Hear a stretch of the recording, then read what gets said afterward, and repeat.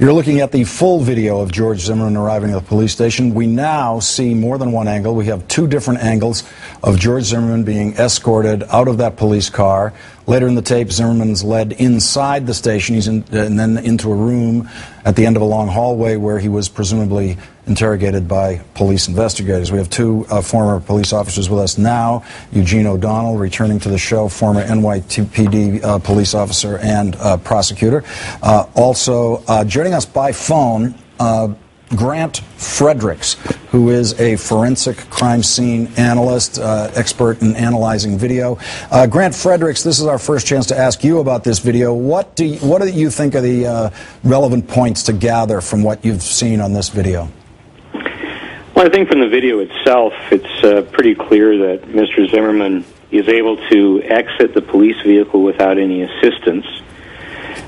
He stands at ease and freely. One point of, I think, important note is that one of the police officers appears to examine the back of his head, which indicates there's something there, and he did state that he was injured in the back of his head. Although the video doesn't show any injury, it doesn't mean that there wasn't any. The video is highly compressed. It's kind of an odd way to release images to the public, the way that the police department did it. The video has been produced in an odd way that makes the objects look a little bit different. In other words, the video has been squished in this case, and so Mr. Zimmerman appears to be skinny, thinner than he actually is. If the video is analyzed and examined properly, it's actually I think we have a version of it that you've restored to the way it would actually give us the realistic image. I think we're going to see that now. Yeah, so if you're looking at the image, what you're seeing is that on one side you see an image of Mr. Zimmerman who appears to be quite thin. The other image shows that he is actually thicker in stature and weight, and so Can we bring that up full screen? Don't put it in those little boxes on the screen. Push that up full screen. It looks like we can't do it. All right. I hope everyone at home has big TVs so you can see these images.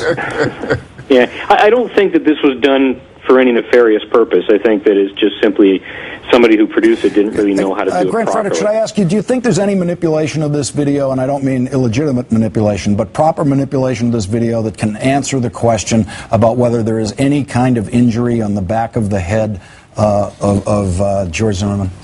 Well, look, let me be clear. What was given to the public and to the media through YouTube, the way that they released it, is not the best evidence. So it's not something that they would actually have. What the police have is something with much more detail.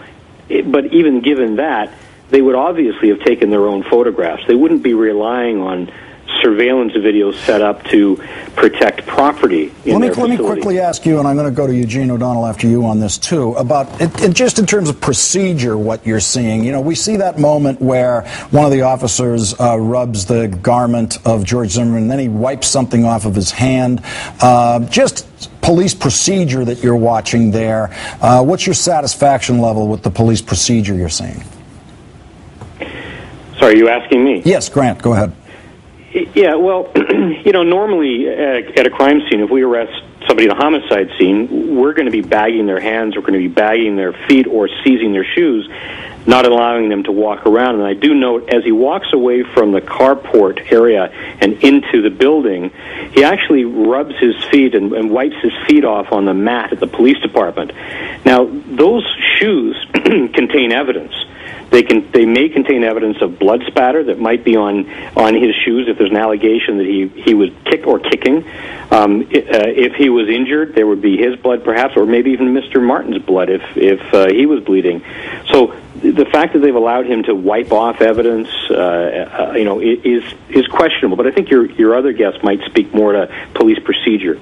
Eugene, what you've seen this video a lot. We got some additional images of it tonight. We now learning that those officers they should have bagged his feet. You've been talking about they should have got complete control of this clothing. Sure. I mean, and the idea is that they made a summary judgment to not proceed in this case, and now you're seeing that judgment. Do you get the feeling when you watch that behavior in the station with them getting out of the car?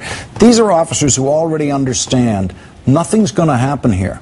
We don't even have to be careful of how this guy walks. I mean, we can walk in front of him. We don't worry if he might kick us. I mean, there's just no sense that something urgent or tense is going on here.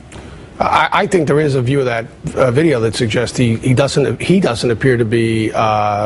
He feels like he's not. It doesn't seem like a strange place to him. It seems like he doesn't like. It doesn't look like a typical homicide suspect being taken into custody. Yeah, he certainly looks like. And look, it's hard to judge a guy in that kind of state of trauma, possibly, but it could also be that he's been given a sense that there's nothing terribly much at risk here. We're going to have to take another break right here. We're going to be back with much more of the new material that's been developed today in the killing of Trayvon Martin.